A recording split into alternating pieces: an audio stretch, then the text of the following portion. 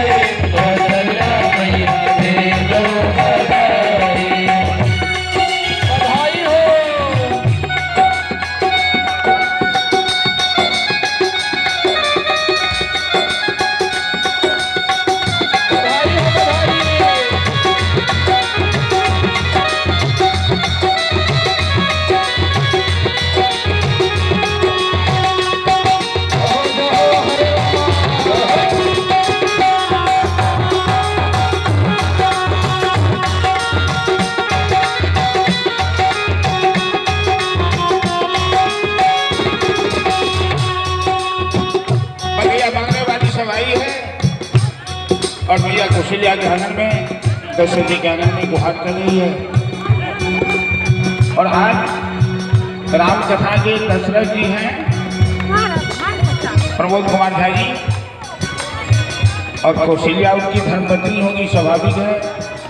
लेकिन कहीं छिप के बैठी हुई है, कहीं बधैया न देना पड़ेगा। खैर मैं हम लोग को निकलवा देंगे बधैया, जहाँ भी छिप के बैठी होगी। आप बधैया मांगने वाली क्या कह रही है? तो लहंगा भी लोगी, साड़ी भी लोगी, लहंगा भी